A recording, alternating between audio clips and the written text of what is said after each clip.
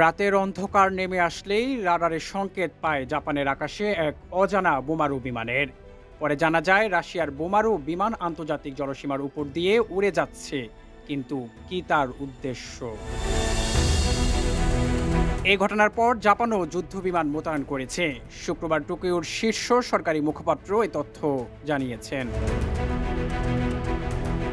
Yoshimasa Hayashi সাংবাদিকদের বলেন, আমরা নিশ্চিত করেছি যে রাশিয়ান সামরিক বোমারু বিমান এবং যুদ্ধ বিমান ওখোটস্ক সাগর এবং জাপান সাগরের গভীর সমুদ্রের উপর দিয়ে উড়েছে এবং আমরা এয়ার সেলফ ডিফেন্স ফোর্সের যুদ্ধ বিমান মোতায়েন করেছি। তিনি বলেন, এই উড়ানোর উদ্দেশ্য কী ছিল তা স্পষ্টভাবে বলা কঠিন, তবে রাশিয়ার সামরিক বাহিনী জাপানের আশেপাশের এলাকায় ক্রমাগত সক্রিয় রয়েছে। টোকিও অতীতে কূটনৈতিক পথে মস্কোর কাছে বিষয়টি উত্থাপন করেছে, যার মধ্যে গত বছরের সেপ্টেম্বরে রাশিয়ার একটি যুদ্ধ বিমানের আঞ্চলিক আকাশ সীমায় অনুপ্রবেশের বিষয়টিও রয়েছে, যদিও রাশিয়া এই অভিযোগ অস্বীকার করেছে।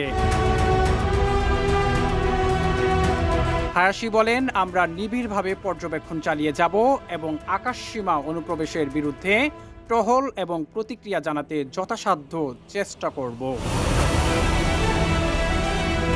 রাশিয়ার প্রতিরক্ষা মন্ত্রণালয় বৃহস্পতিবার টেলিগ্রামে জানিয়েছেন, জাপান সাগর এবং ওখোটস্ক সাগরে দুটি দূরপাল্লার বোমারু বিমান আন্তর্জাতিক জলসীমার উপর দিয়ে উড়েছে। রাশিয়ার মন্ত্রণালয় একটি ভিডিও প্রকাশ করেছে, যেখানে দেখা যাচ্ছে যে দুটি টুপোলেভ 95 বিমান 8 ঘন্টারও বেশি সময় ধরে নিয়মিত ফ্লাইট পরিচালনা করছে। রাশিয়া দাবি করছে, রাশিয়ান এরোস্পেস ফোর্সেস বিমানের সমস্ত ফ্লাইট আকাশসীমা ব্যবহারের আন্তর্জাতিক নিয়ম মেনেই পরিচালিত হচ্ছে।